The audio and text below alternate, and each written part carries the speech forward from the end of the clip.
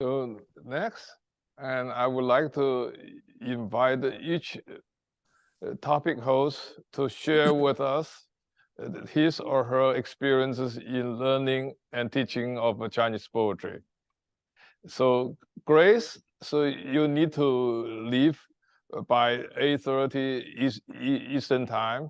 Would you like to speak first? Grace? Oh.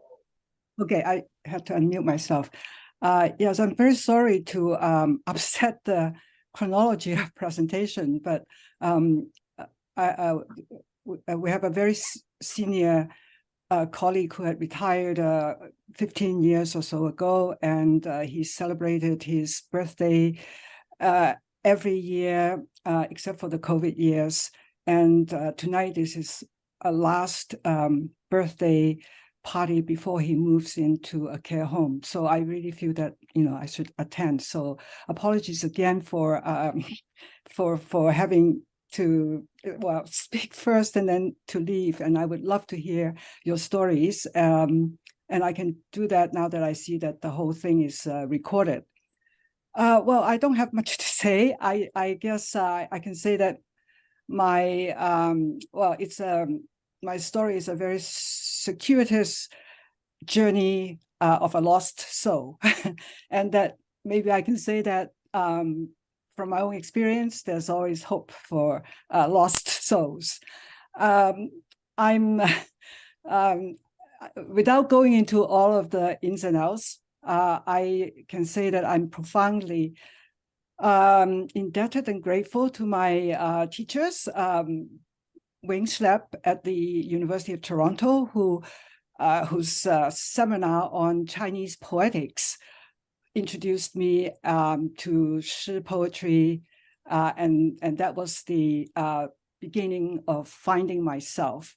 And Professor Schlepp had said to me, if you want to continue to study Chinese poetry in Canada, there's only one person to do that, and that is Professor Ye Jiaying at UBC.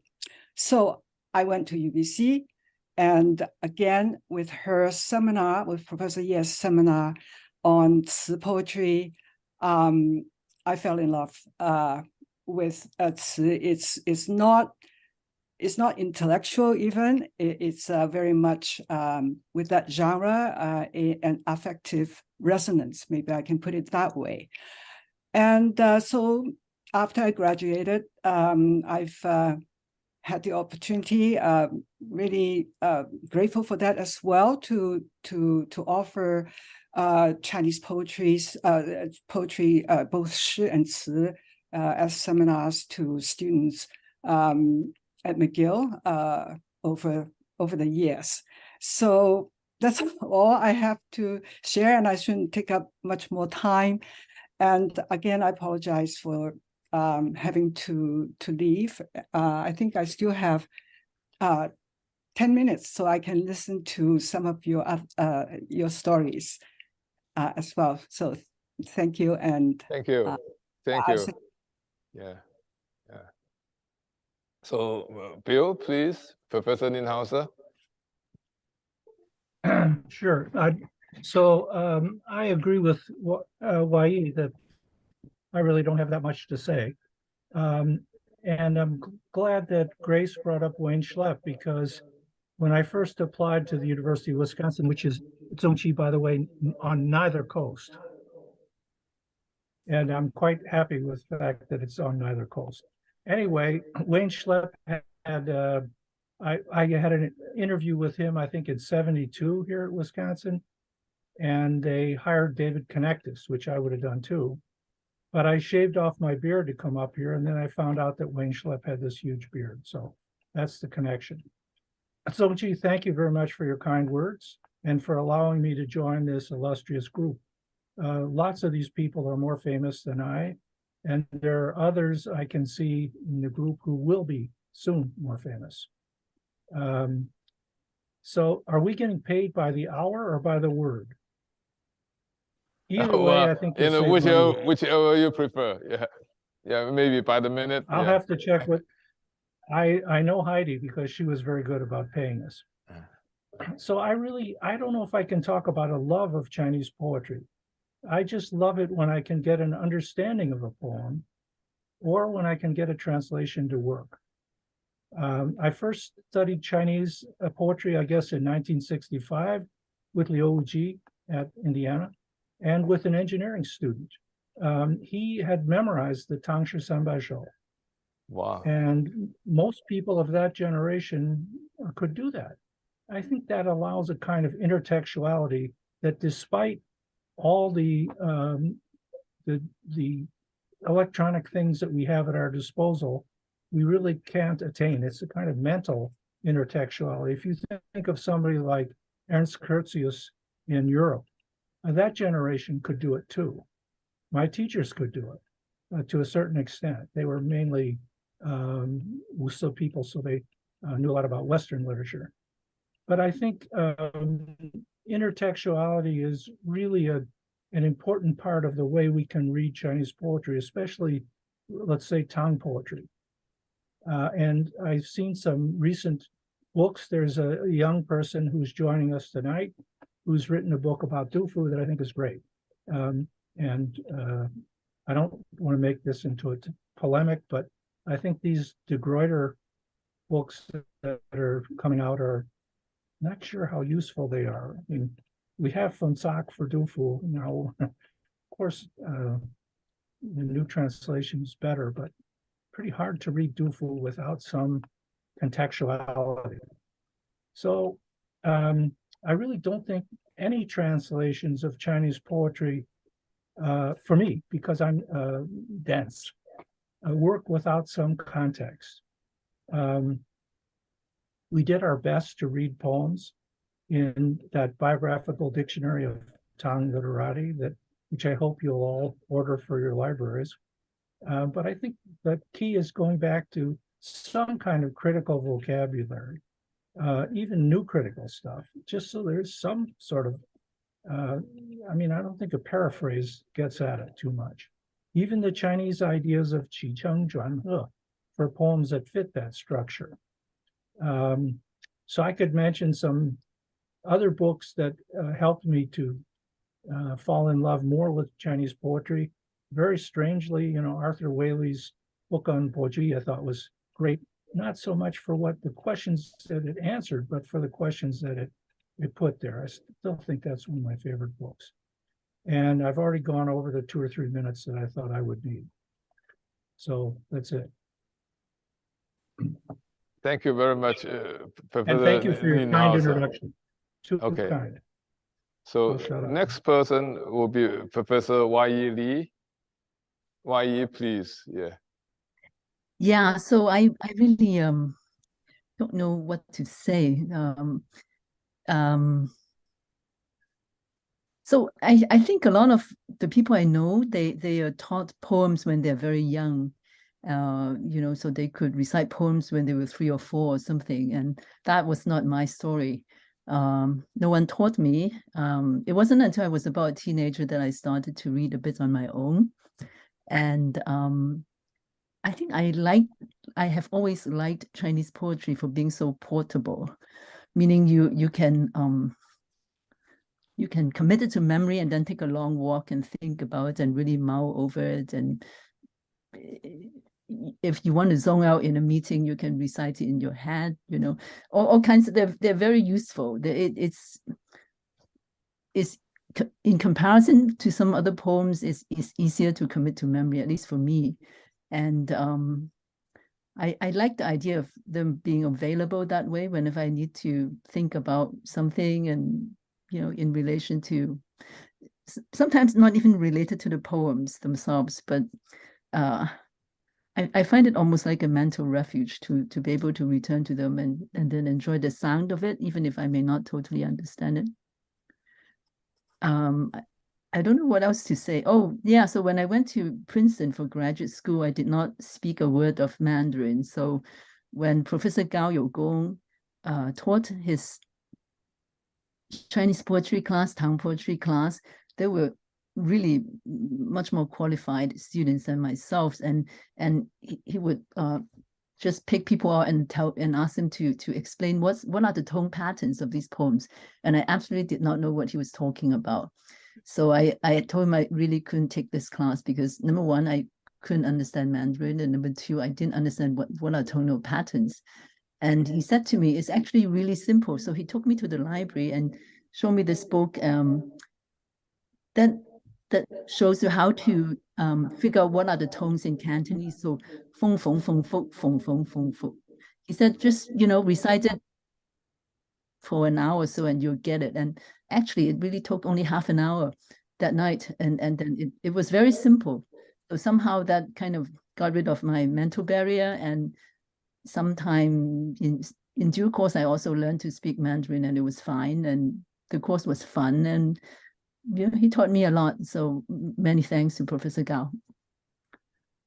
I think that's all I have to say. Oh, and I also have to say, translating poetry is really fun. Even if you're not a poet, it's like you borrow the glory of someone who's a poet. And so no matter how feeble is your effort, you share the glory, so to speak. I mean, you may disgrace a poet as well, but you feel that while doing so, you are sharing an attempt at glory, let's put it that way, not the glory. Okay, thanks. Thank you. Thank you, Professor Lee. And so next person, Professor Wu Fuseng. Fuseng? Yeah, hi. I have to unmute myself. I really, too, I didn't prepare for this. I don't have much to say. So about really my experience with poetry, Chinese poetry, I grew up during the Cultural Revolution. There wasn't much going on in terms of culture and art. So my parents made me memorize a lot of poems when I was small, and so that was the start.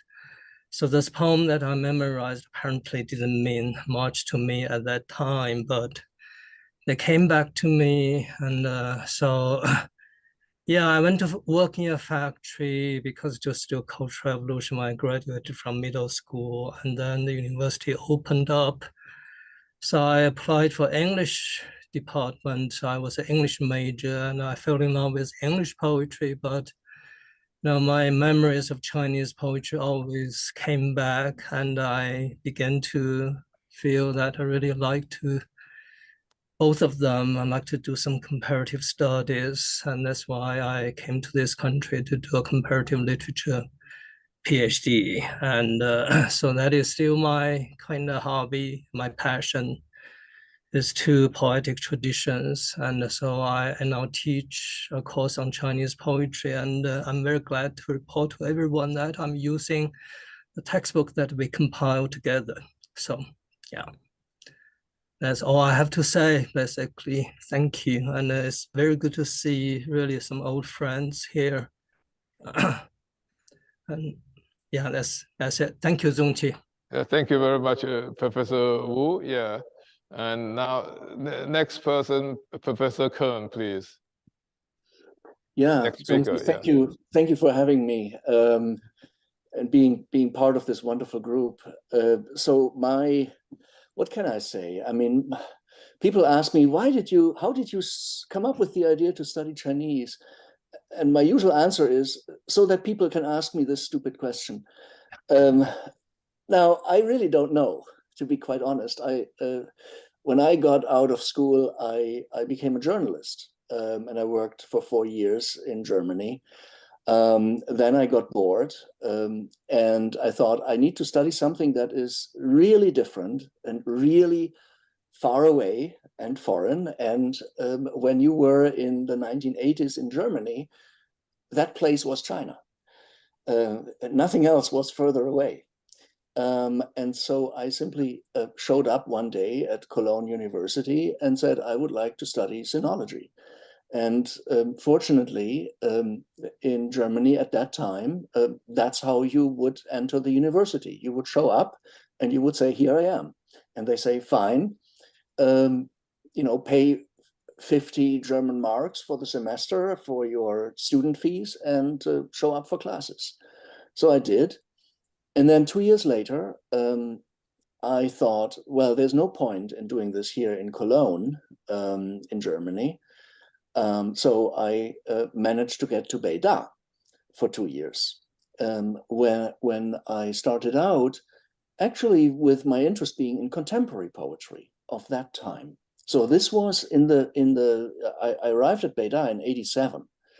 And this was an extremely lively atmosphere at Beida. You would have contemporary poets whose names we all know, of course, from that period, from the '80s, who would give poetry readings, or you had lots of students who would do their own poetry performances at night. It was a wonderful time.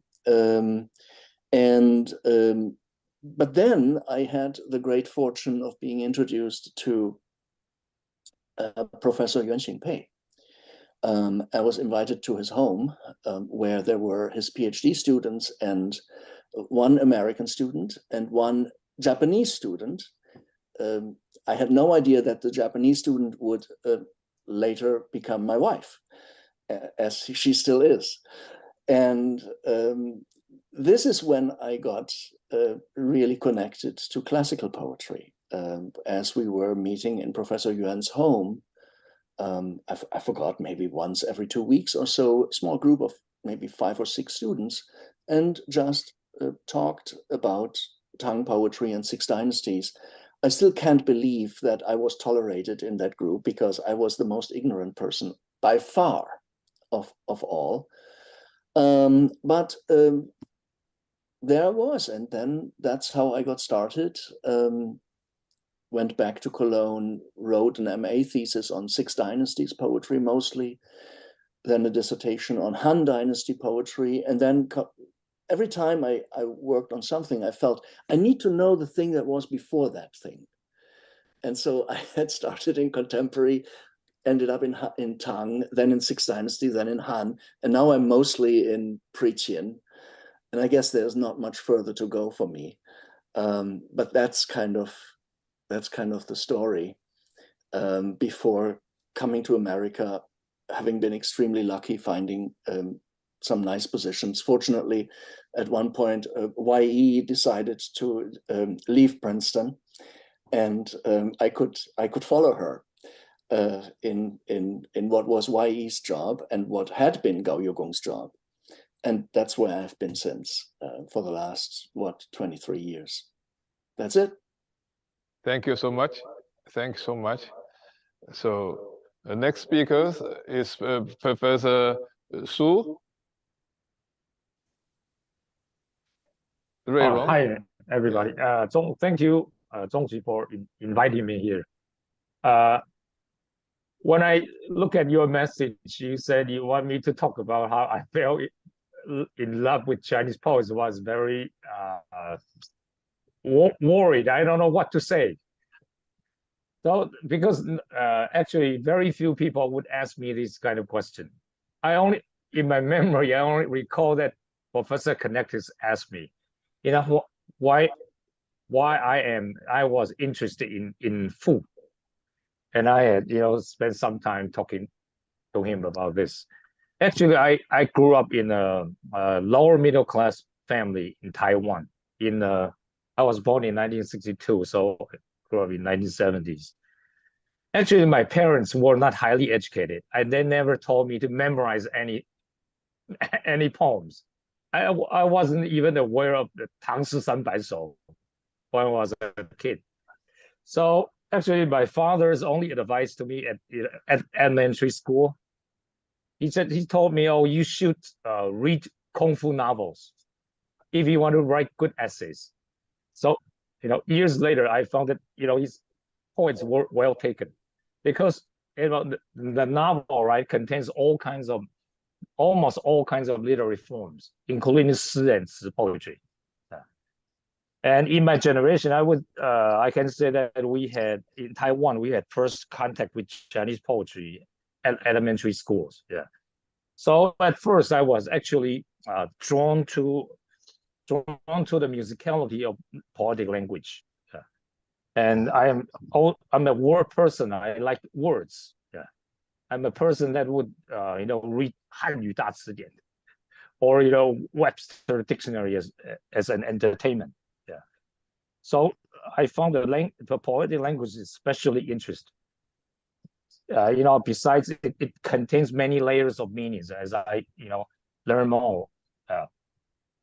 But first of all, I would recite poetry and also like parallel prose and full rhapsody for entertainment in much later stage. Yeah. And I didn't know that recitation of poetry was a form of entertainment in for example, in the Han Dynasty, until I studied the full tradition with my teacher, Professor Connectus. Yeah. So actually, I accidentally revived the old tradition as a young child. That's recitation of poetry as entertainment. Now, as I grow older, I don't have much energy to recite poetry anymore. So I switched to listening to audiobooks, and at YouTube I can also find a lot of people would upload the recitation of Chinese poetry. I found that very entertaining too. Yeah. So this is my experience. Now of course I have been a scholar. I have to teach students how to analyze Chinese poetry, but I think just recite Chinese poetry gives me more pleasure than teaching students how to analyze it. Yeah. Thank you. That's all. Thank you. Thank you so much. Well, then next is my turn. Oh, well, let me first say memorize it. It's kind of echo. Can you get rid of the echo? Yeah. The echo, the sound. Yeah. Well, because the reason I'm not good at memorizing, because I did not begin memorizing poetry until a little bit too late. And even though my father was a professor of English, that he really did not spend much time teaching me anything, not like the parents today, because we got a family of 6. It is quite a struggle to keep the whole family fed. So I was the youngest. Then I got more attention from my father in a way. Then he asked me to practice calligraphy. And this is the time I really laid down the foundation of calligraphy. Then when the Cultural Revolution broke out, and I saw a golden opportunity to not to do any calligraphy. So the tactic I use is to write 1, 2, 3, the easiest, and just to turn in the calligraphy, the homework. Then my father eventually got fed up with me and then let me go. So then I do not have any family imposed learning of any kind. So, but I did memorize some poems, but those poems are not particularly useful nowadays. Those are Mao Zedong's poems. When Cultural Revolution broke out, it was the 4th year. Then we learned by rote memory practically all the Mao's poems. And then in connection with this, and I learned a little bit about the Tang poem. It's not really until I became a college student, I began to really to read Tang poetry, Chinese poetry in general, more pleasurably, and memorizing for pleasure. And my formal study of poetry came along as part of my comparative projects, like Wu Fuseng's story. But the real serious training is what I got from Professor Gao at Princeton. Then he was teaching poetry in a way in English language, first of all. And then he also opened up the ways to look at it more analytically and how the language works, how the language generates a poetic pressure. That really had a tremendous impact on me, on my approach to Chinese poetry. The 2-volume monograph, Chinese monograph, 语法和诗境, is really a tribute to Professor Gao's the impact. on my view of Chinese poetry. After I graduated from Princeton, I thought, I would say goodbye to poetry for a while. I began to delve into literary criticism. Then there came the opportunity in the early 2000s, and then to realize my dream of putting a useful book that combines the finest scholarship and also good pedagogical methods. So that was the rationale behind the design of the How to Read Chinese Poetry, a guided anthology. Yeah, I just need to keep it short. Again, and I owe tremendous debt of gratitude to my teacher, Professor Gao. Yeah, okay, that's all I want to say. So, the next speaker is Luke. Luke. Hi.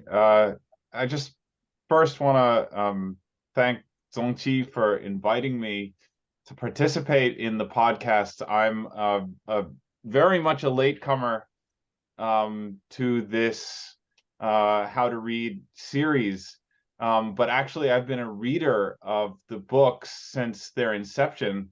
And actually, I think the first book, How to Read Chinese Poetry, came out in 2007, which was the year that I began the master's program that represented my first step towards this current career.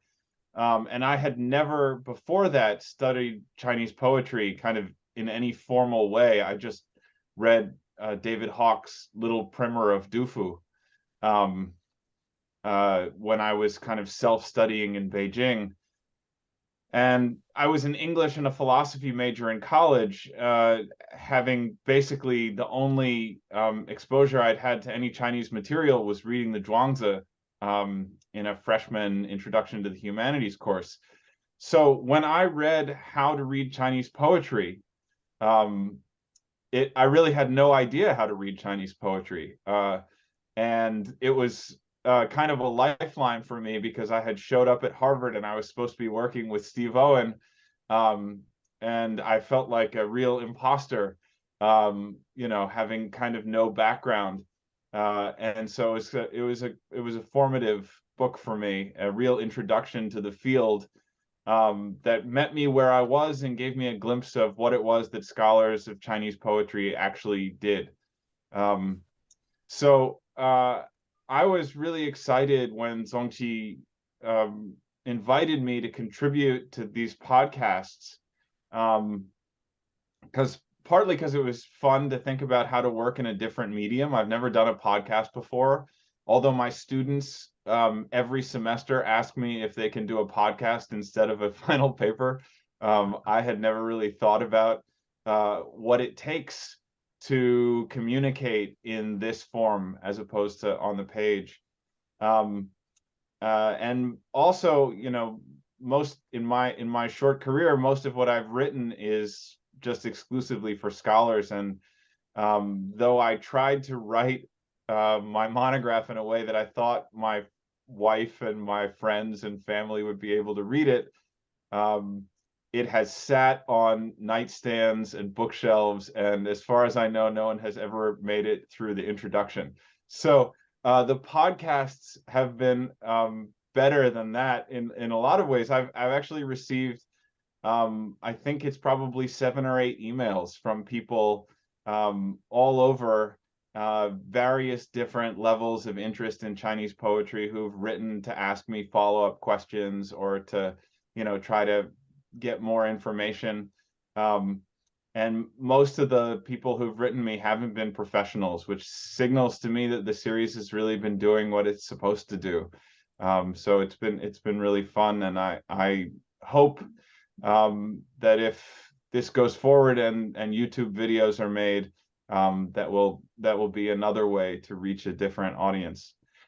So just let me say thanks to Zong-qi for all your work organizing, and to the staff of Lingnan University for making the series possible.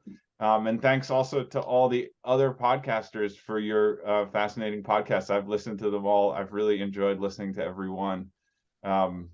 And so I'm kind of still learning how to read Chinese poetry. There's lots of genres out there that, you know, I feel like I learned a lot actually from listening to this. So yeah, just very briefly. Okay, thank you. Thank you very much. And thank you for your Oh, kind words yeah, about let me just, the program. I just want to apologize. I will have to leave fairly early again. Just to apologize to everyone. We have a newborn at home, so as soon as the crying starts, I probably have to sign off. So Okay. It was really nice to see everybody, and thanks for having me. Thank you very, very much for squeezing time to attend the event, and then say hello to the baby. Okay, bye-bye. Yeah.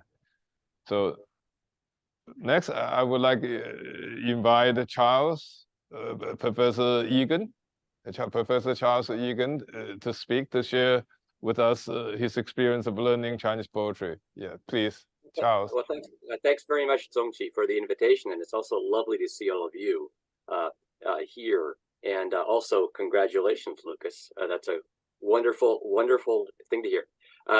Actually, like Martin, you know, I'm often asked. I'm asked all the time. You know, why did I get into Chinese?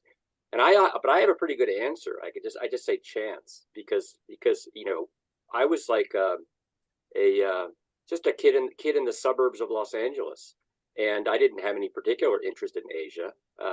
Although I had a intrepid aunt who was in the USIS and was off in Korea and Japan. She would send us trinkets and things like that. They were pretty cool. But I had no particular, you know, interest in Asia. But then I had the opportunity when I was 16 to be a exchange student, and I you know, I went off to Bangkok, Thailand for a year, where I lived with a Chinese Thai family, huge, you know, like 3 generations in one house. There were 16 of us, I think, and it was just a totally transformative experience. And partly because it was just also novel over there, you know, just being in a new culture. If you want to take a look at what I remember, go see the old James Bond movie, Man with the Golden Gun. It was filmed about the same time, but it was culturally fascinating, but also just emotionally rewarding, because my Chinese Thai family there were just such wonderful people. You know, it's close to 50 years and we're still in close touch. And so, you know, when I you know, finished that year and came back to the States to start college, I started doing Chinese then. So, you know, it really is sort of, it sort of transformed the whole route of my life. I didn't do classical and Chinese poetry at college. I was a Chinese studies major. That was sort of like a lukewarm or watered down version of a Chinese major. But I did afterwards. I was 2 years in Hong Kong teaching English at Chinese University, and learned a little bit of Cantonese, you know, sikong xiu xiu. But then I went back to and then I was in Taiwan 4 years altogether. And another emotional thing is Hong Kong and Taiwan were just such wonderful places in those days to be. That I was really, you know, that really gave me a lot of impetus to continue. When I was in Taiwan, I started doing a lot of reading of Chinese poetry, both shi and ci, on my own and then with tutors.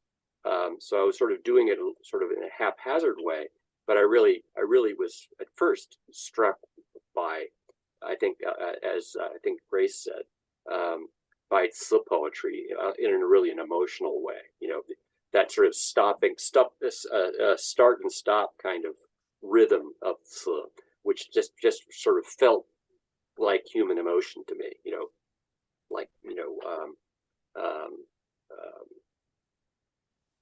So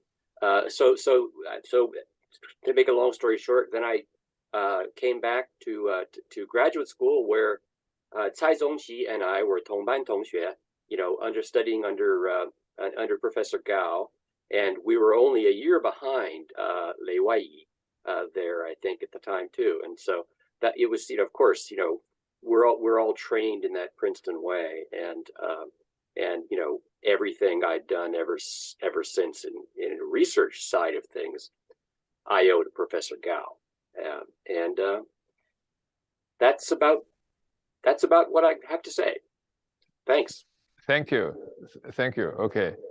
So next, I would like to invite Dr. Andrew Merritt to share with the experience of reading Tang poetry and using Tang poetry as a rich source of inspiration for producing American folk music and country music.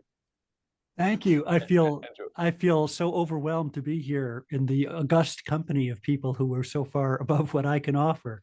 Thank you so much, Professor, for inviting me to be part of your project in a variety of ways. I'm just at my first small, tiniest step of involvement in and appreciation of the Chinese poetry. And I come to it as a musician with an active intellectual life who reads a lot of world literature. And I just stumbled a few years ago upon some translations of Chinese poetry, and they just struck my heart so much. I kept getting translation after translation, comparing different translations, reading about the culture, reading about the history, reading about the interesting lives of the poets and their troubles and struggles in life. And I had this idea that I would like to find a way to relate to that poetry some way by using it as a source of inspiration for some original songwriting of my own. And that kind of kept me going on this path. And then at a party, an alumni party for my college, I met a classmate of mine from back in college whose son had become a trained scholar of Chinese literature. I don't think that's what his current academic appointment is. But I asked her, I said, I feel so inadequate to deal with these poems because I don't actually read Chinese. And I'm thinking of studying Mandarin or Middle Chinese and being able to approach this in some way other than just reflecting on the beautiful translations that I can read.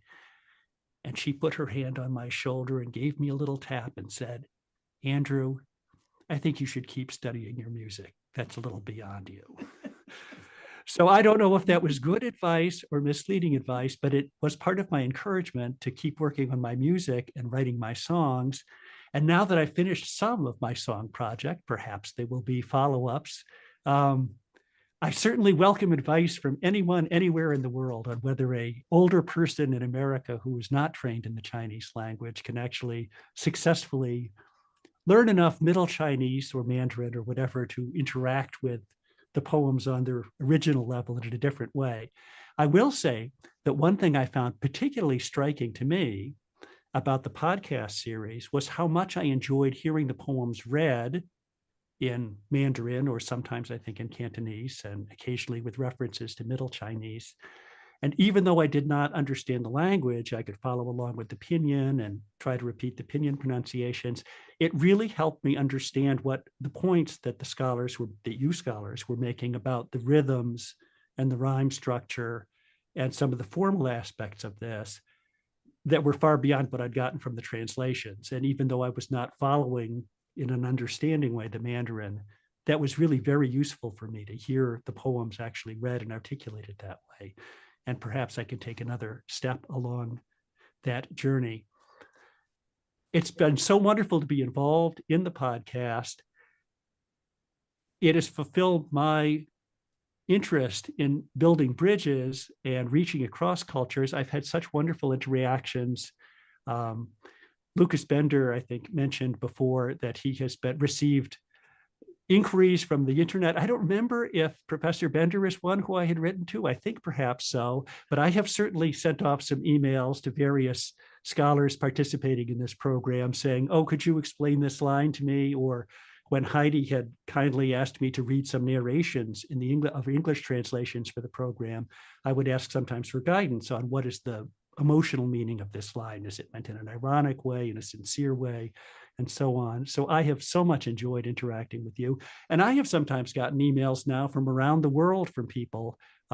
Recently, I mentioned this to Zong-qi, from a woman some of you may know, she does, Sarah Schneewind, who is a professor who I think specializes in the Ming Dynasty politics, especially on the local level of politics.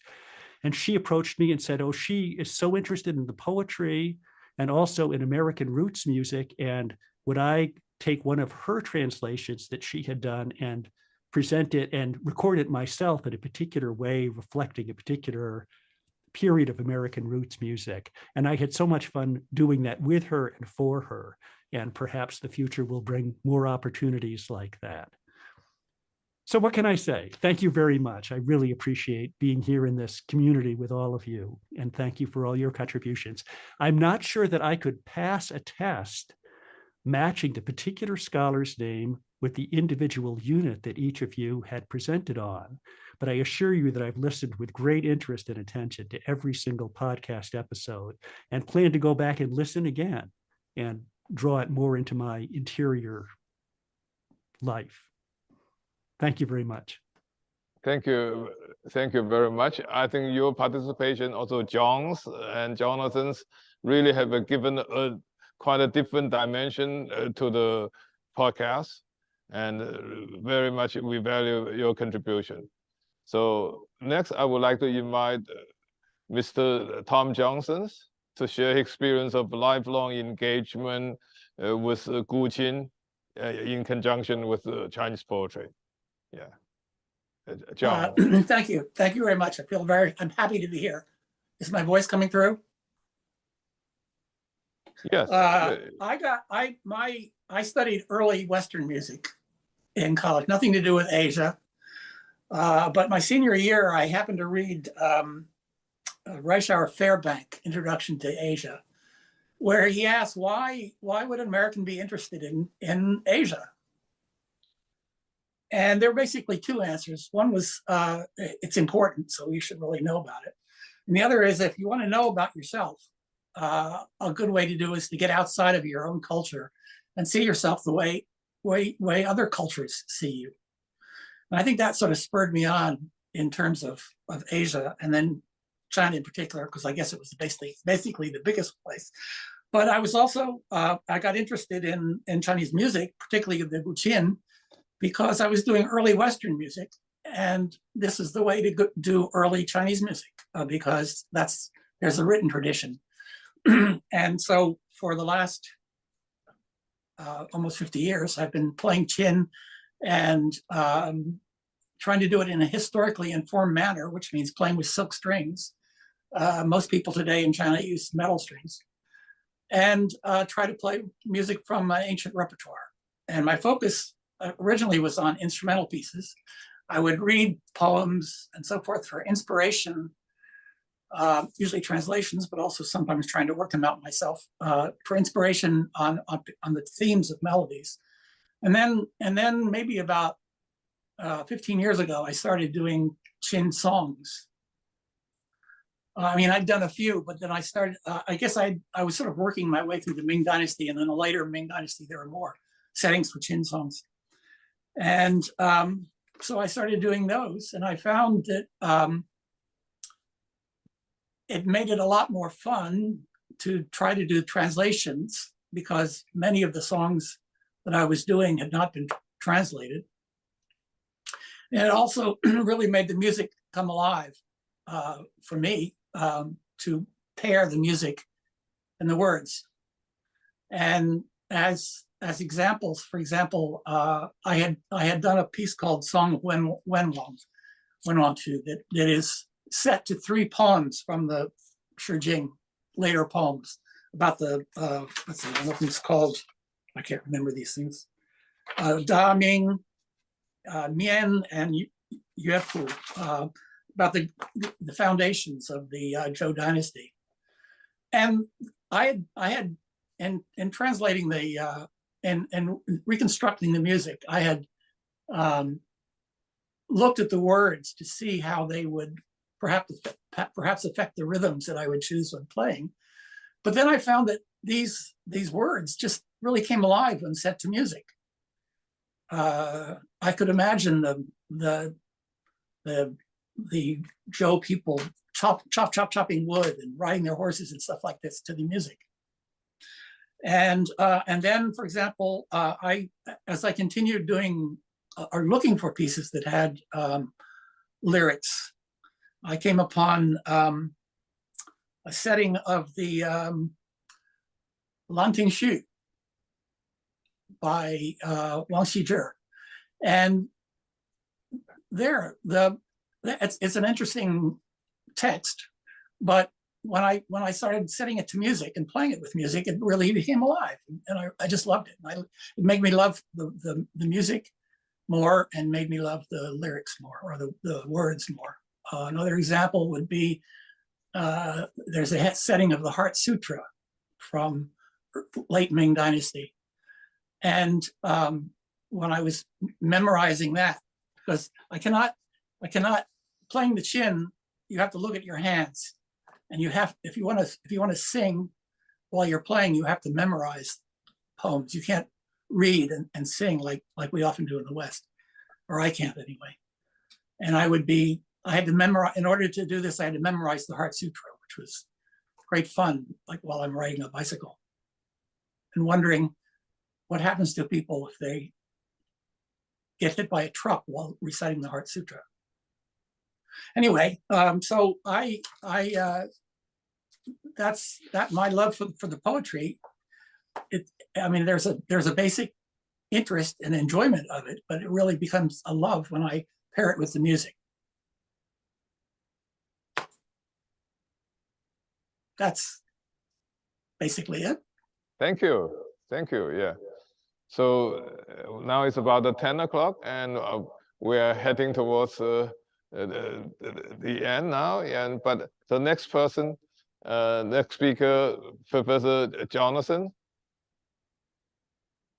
who contributed an exciting 3 episodes, 2 episodes on prosody, the rhyme book and prosody. Professor Starling, please. No, thank you so much, Zong-qi.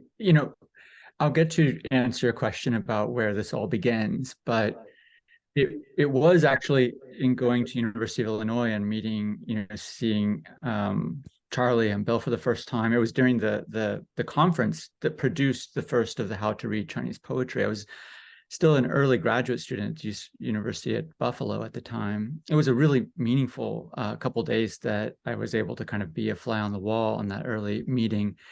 And I don't know, but looking back on it, that it was such an authoritative, wonderful textbook. In a way, I think it gave me a release to continue to follow a path that had led me to that moment. Zong-qi had invited me even as a graduate student because I worked on the work of Ernest Fenollosa. And my arguments were that Fenollosa was onto something in the Meiji period, that he had an understanding of recitation and even yin song, because he would have been practicing it through the Japanese style. And his tutors were teaching him in a kind of cosmological prosody concepts. And so my feeling was that he had a very strong schematic understanding of the relationship of prosody to the body and to the social imaginary. And the Ezra Pound had cut that out, not only out of his notebooks, which he did do and excised them, and my work with Han Sase and so on kind of shows that that record, but he actually excised them from English for what I consider to be a whole century. And so I've really been interested from an early age to try to restore and create, if even in a somewhat forced way at sometimes, hopefully not anymore, a space to bring over the prosodic information system that is Chinese classical poetics, and to help English do what Japanese was able to do through a similar process of retrofitting and basically rebuilding Japanese such that it can function as a medium of classical Chinese poetic composition and recitation. English is much easier than Japanese, but it is much more similar to Vietnamese and Korean in this way. And so, so I'll stop there for a moment and just thank you, Zong-qi, and thank you all, for that formative moment and for the work you do, and to release a person like me from having to feel like I need to do more of the kinds of work everyone else is doing, because it's so rich and it's so full, and I can continually point my students to all of your work, and without it, I could never swerve left like this and spend a career trying to build in the space between English and Chinese, such that we could maybe do a few new things to go back to recover what I think of as a sort of lost trajectory from the Meiji forward.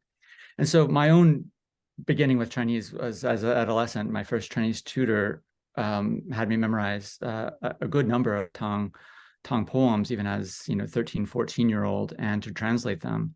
I was a poet at that time already, and I enjoyed translating them. I enjoyed memorizing them, and over time, they become that seed that just stays there. We change, but the poems don't. They open up, and that was really important to me. But when I heard Yin Song for the first time, my stepfather and father both practiced Tai Chi Chuan, but my stepfather taught Qigong. And so I grew up in a family that appreciated the psychophysiological aspects of a number of systems of Qigong and Tai Chi and Bagua, Xingyi, these Neigong, internal martial arts forms. So when I heard Yin Song the first time, I was like, this is great. This is where even if it has to be reimagined, even if the oral tradition isn't continuous, it is, in a sense, in a kind of general casual way, potentially unbroken. It's just not written, codified. And so I went to China in the early 2000s to try to get people on the record to talk about Yin Song, professors at Beida and Renmin and a number of great Beishida, great Beijing schools. No one would go on the record because no one felt like their knowledge constituted real knowledge. It was sort of something maybe about how to do, but you don't really talk about it. But I was given some CDs by Qigong, the great calligrapher, and he did expound at great length on recitation theory. And luckily, in graduate school, I also was able to find Parker Huang's wonderful Cantonese and Mandarin recitations of a good number of Tang Shi and Si.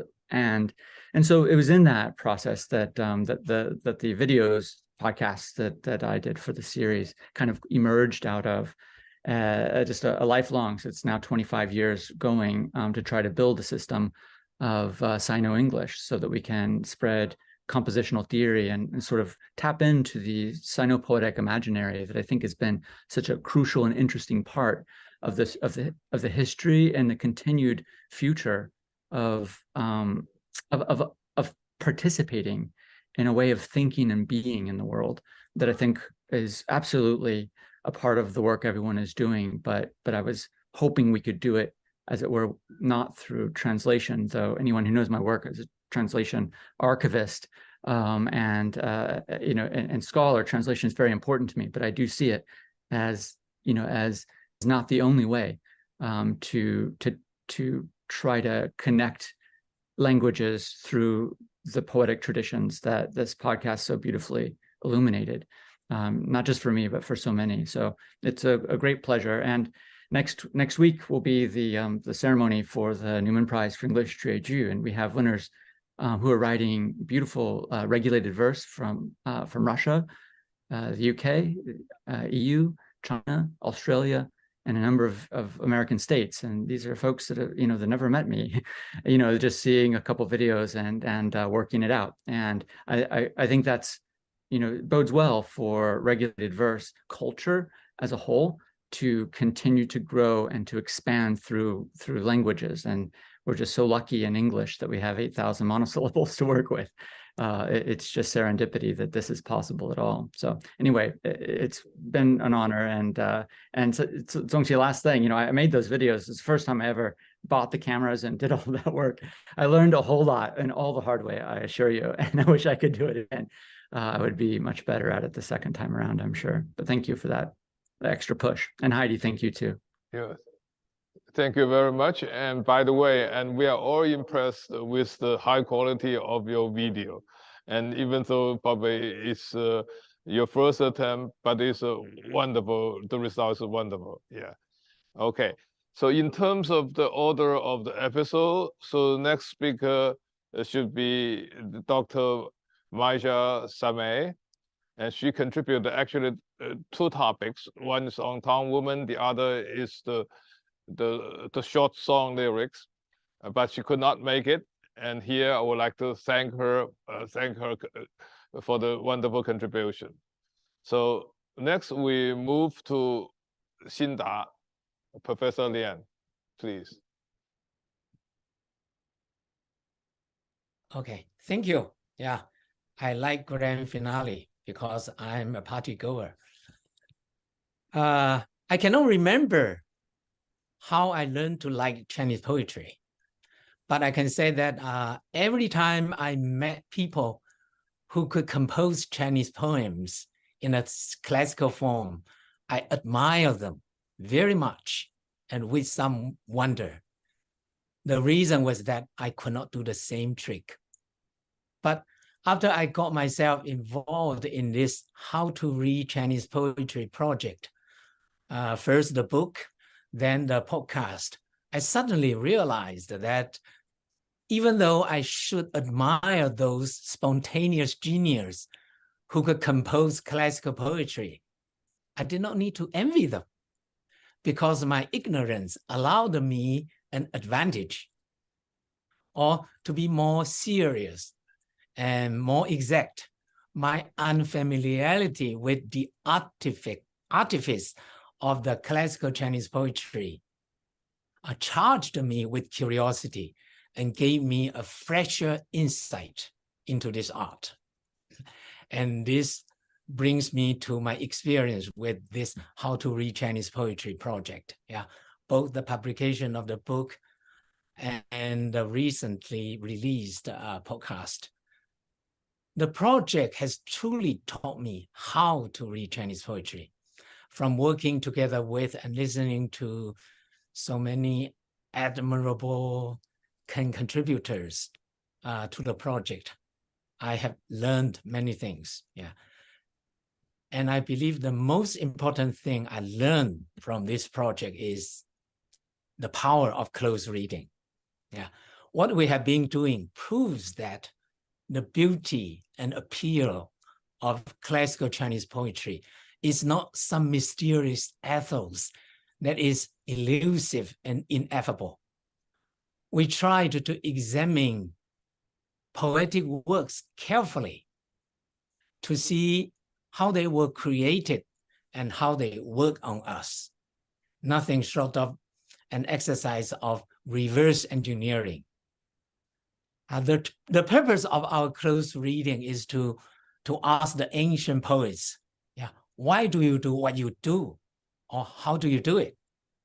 And I guess according to the stubborn Chinese tradition, yeah, they would all answer, I do not know why I do what I do. Yeah, but that is not our answer. Yeah, we truly, yeah, want to know why and how, yeah, these ancient poets, yeah, do what they do. And yeah, we believe that unexplained beauty arouses an irritation in all of us, the participants of this project. Yeah. The impact of our project, I believe, will be felt in our classrooms. Yeah, I say this for a reason. Let me explain with an example. Yeah, I once shared with my students a true story that I learned from a friend. Yeah, my friend was a student of poetry years ago, and once students were made to analyze Li Bai's 长安一片月，万户捣一声. Yeah. While the majority, my friend told me, while the majority of the class followed the accepted consensus that this is about the moonlight spreading over the city of Chang'an, a tiny voice from one corner of the classroom insisted that 一片月 is just a piece of jade hanging in the night sky like a slice of watermelon. and have my students not being firm believers of close reading. They will not understand this. Yeah, but we tried to bring sensible explanations to both interesting readings of Li Bai's lines. Yeah, and this makes me think that our effort is truly worthwhile. And I believe I have already told you, I have just told you how I learned to like Chinese poetry. Thank you. Thank you very much. And I think this concludes the segment of experience sharing segment. And since Professor Fang already spoke at the very beginning of this segment. So again, anyone have forgotten? Because I'm not looking at the script, so always the fear of leaving out someone. Someone I have left out? Okay, no. So let's move on to watch a demo. And before we watch the demo, and I would like to make a suggestion.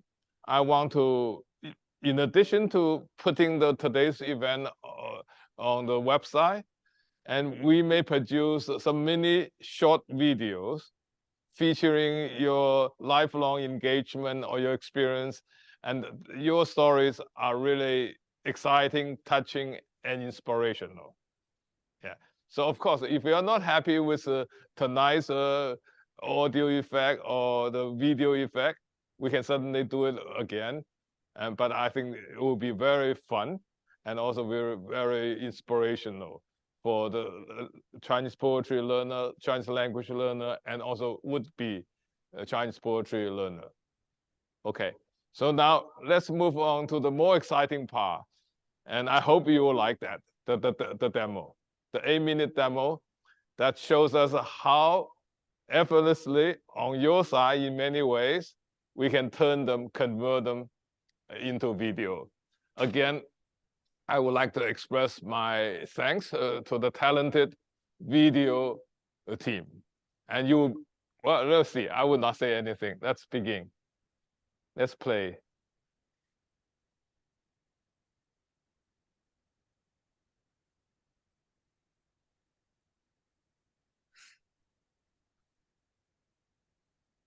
Today, Professor Ninhauser will present his last episode. Let us welcome Professor Ninhauser. The Book of Poetry, a paean to Zhou Dynasty building.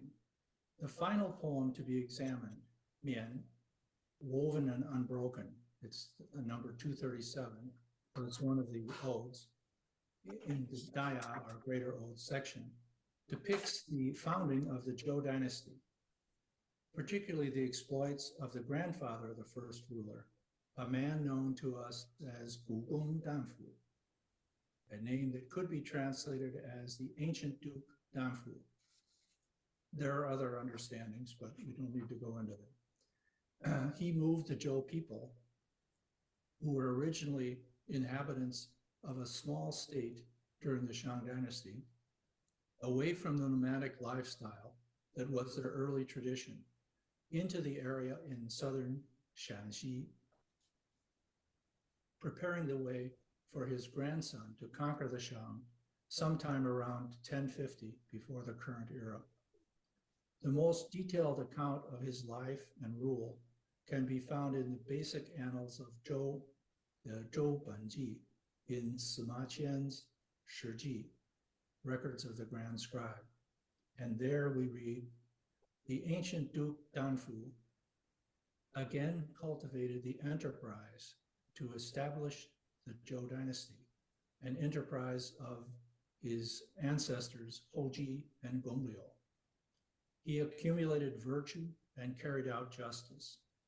The people of the capital all supported him. When the Shunyu and the Rongdi attacked him, these two groups were non-Han peoples living in what is now modern Shanxi and Shanxi. When they attacked him, desiring to obtain wealth and goods, he gave it to them. When they attacked, desiring to obtain his territory and his people, The people were all angry and wanted to give battle. The ancient duke said, "The people enthrone a lord in order that he will bring benefits to them. Now the reason the Rondi are attacking and battling us is to take my territory and people. For the people to be with me or for them to be with those others, what is the difference? The people want to give battle because of me, but I cannot bear to allow people's fathers and sons to be killed in order to keep myself their lord."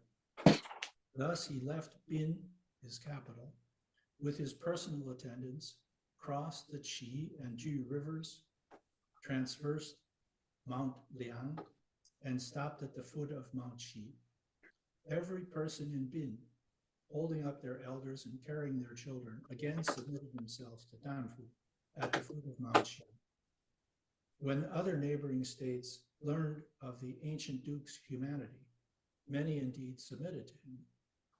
At this, the ancient duke then abandoned the customs of the Rondi, built city walls and residences, and settled the people in various cities.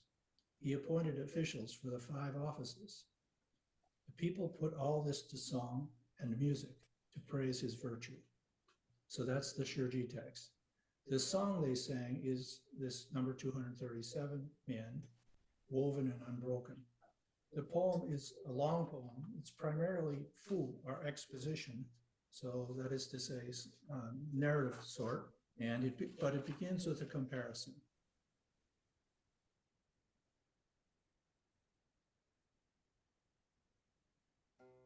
Woven. Woven and unbroken are the gourds, large and small, as the early life of our people. From the Du to the Qi came the ancient honorable Danfu. He dug shelters, he dug caves. They still did not have houses and homes. The ancient honorable Danfu on the next morning drove his horses.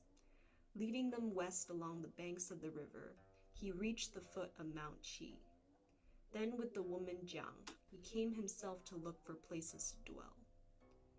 The plain of Zhou was so fertile, even bitter celery was like honey. Then he began, then he divined, then he notched our tortoises. They read stay, they read it's time. So he built homes there. And so he was content, and so he stayed. And so he created a left, and so he made a right. And so he set boundaries, and so he made territories. And so he dredged gullies, and so ordered the fields. From the west to the east, everywhere he then took charge of affairs. Then he summoned a master of construction. Then he summoned a master of labor, so that they could erect houses and homes. Their plume lines ruled straight. They lashed together planks as earthen molds to build an ancestral temple, reverent and respectful, carrying the earth in crowds and multitudes, throwing it into molds with clamors and shouts, raising walls with a pounding beat, smoothing them with a scraping sound. 100 walls rose up together. The beating of the work drum could not keep up. So he created the outer gates soaring the gates so high. So he erected the palace gate so grand. So he erected a great earthen shrine whereby to parade the wrong captives. Though over time he could not stop the enemy's wrath, still they did no harm to our reputation. He thinned the oaks, he cleared the roads. He frightened away the Kun barbarians. Ah, how they panted in exhaustion. To cause the Yu and the Roi to pledge peace, King Wen quickened their yielding natures.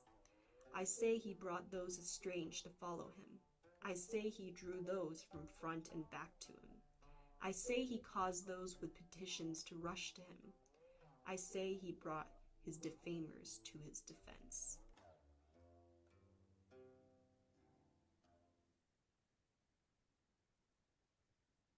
Okay. Thank you. And I would like to invite you to comment on this demo and see whether or how we should proceed with the conversion. And of course, I need to catch my breath. I will not be able to get around to doing it until the end of this year. But I appreciate your comments and suggestions. Bill, what do you think of it? Well, I was unhappy that you used me as an example with some other experts on much bigger experts than me. But luckily I couldn't figure out my sound for about halfway. So I didn't hear the first part, but I could see it. And, you know, I'm sure people have different ideas about the text and whatever. I don't know, what the hell, you do this, you know, this is something that I don't exactly do. But I'd be interested in hearing everybody's comments, as long as if it's too negative, then I'll just go to bed. And the other thing I wanted to talk about, the other thing I wanted to say is when people are talking about why people write, I think Xindao was talking about why these poets write poetry. I think the great poets, for me, are always people that are frustrated. I mean, the Chinese say that too, fa fan, and you know, du fu, sima qian. These people are, they have some sort of inner, I don't know how to describe it, but frustration that they want to somehow alleviate by what they're writing. And so I don't know, you know, a bunch of us that studied with some people maybe we overread some stuff, but I think a lot of people underread things. So I'll be very interested in what people have to say. Although I didn't know you were going to use this video. Well, I don't know what else to say, except I do want to push. I found it particularly interesting because that was what I mentioned, that there's a musical setting of that poem published in 1521 for Guqin. I've got a recording of that on my website, and for me, to see the video that went with it, makes things alive. But so does that music. I think if you just listen to the music while reading the poem. I mean, listen, I can't sing it while I play it, and it's not clear that it was actually sung, but it is paired to the music in a way. The lyrics and music are paired in a way that I think is actually quite singable. And I'll just say one more thing. I'll just say one more thing, and then I'll try to shut up. Although at this point, what Wai said about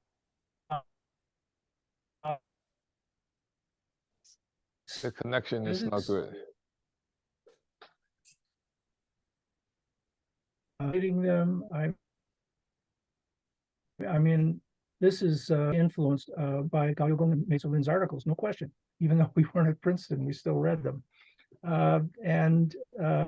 You know, a lot of that has to do with also bringing sound to the poems. I mean, that's what it's all about, essentially. When you read a Western poem, when I read an English poem, that's what I'm basically interested in. So I had a little bit of a disagreement with Zong-qi. I hope you don't get angry.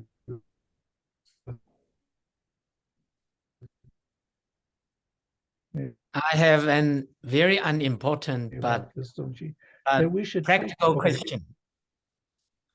There are a lot of music, picture, and video clips used. And I know now nothing is free. So how do we get permission, for use? And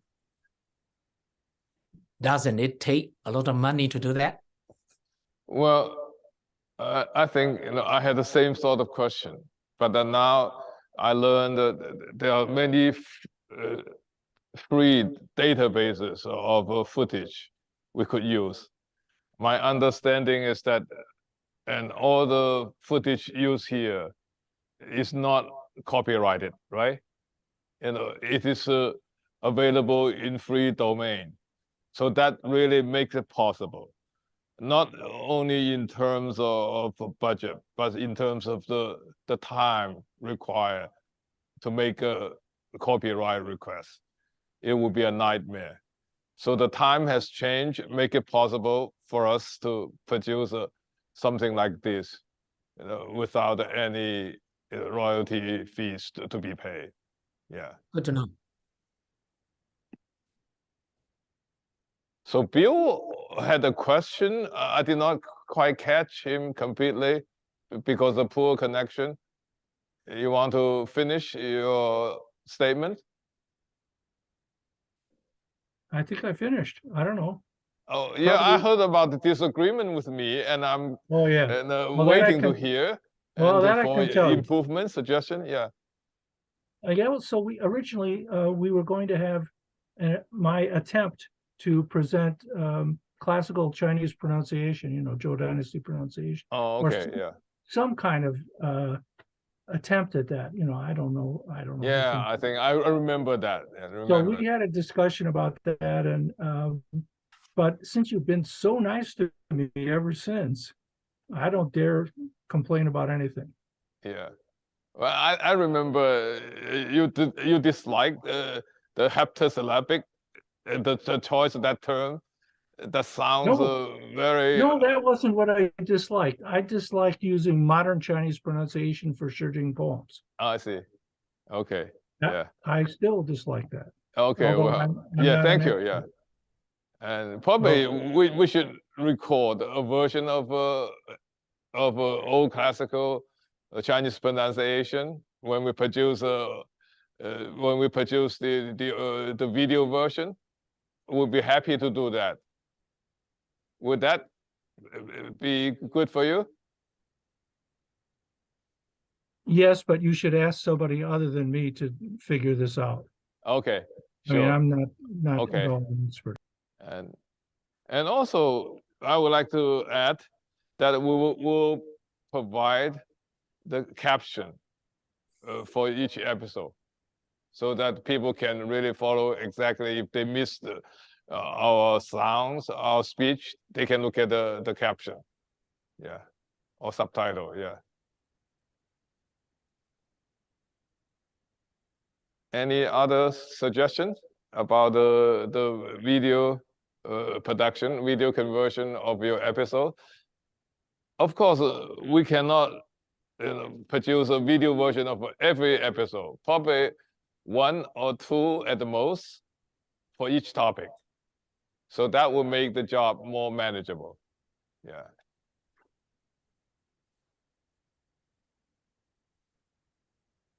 Any comments from the audience?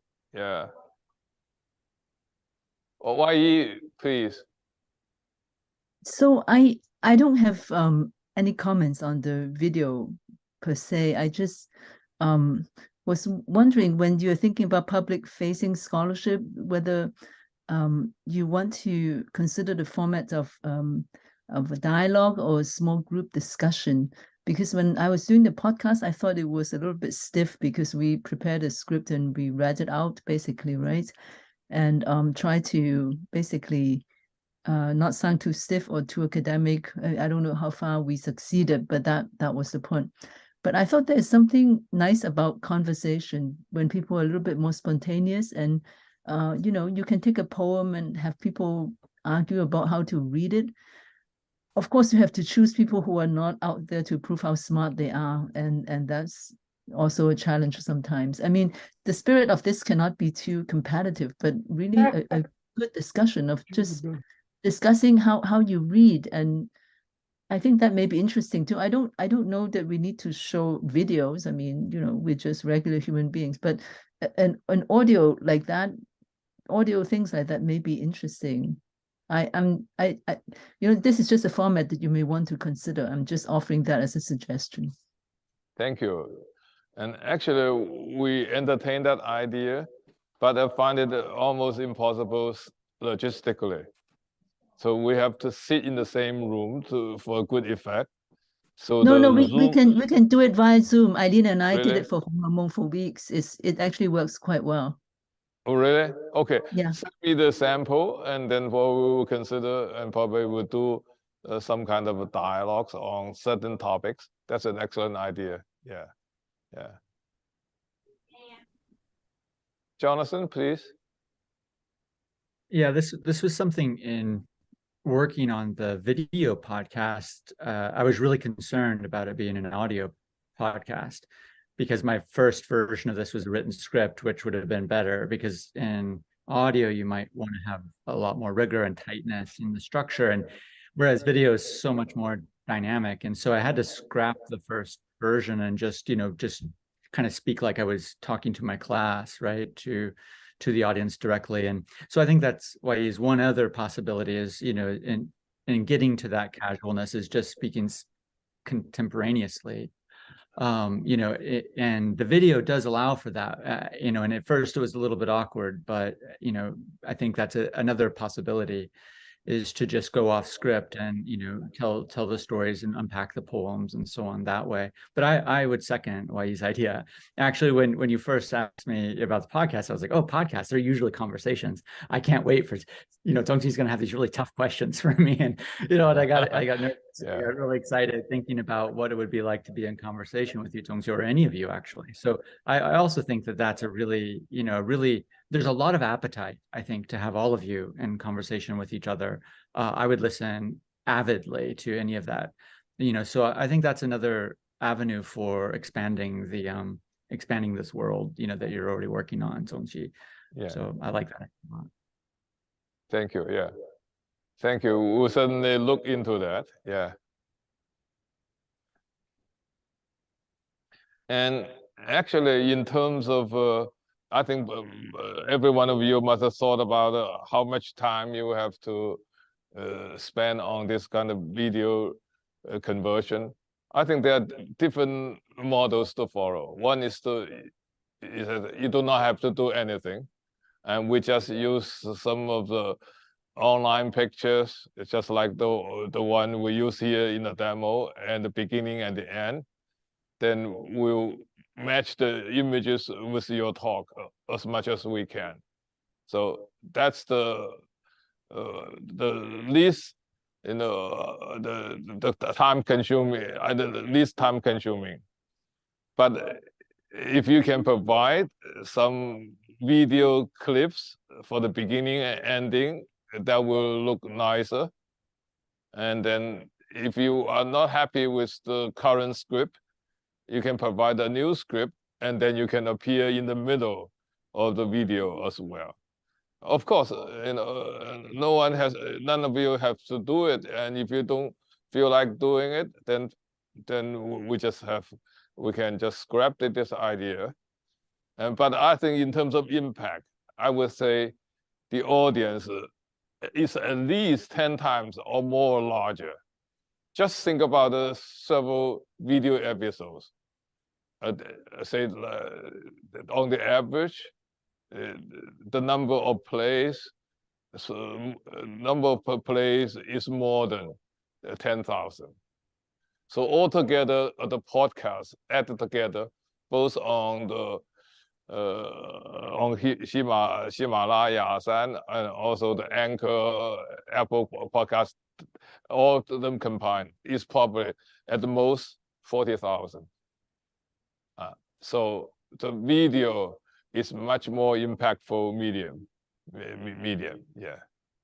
So these are the things we can continue to discuss, yeah. I think probably time is, we're running out.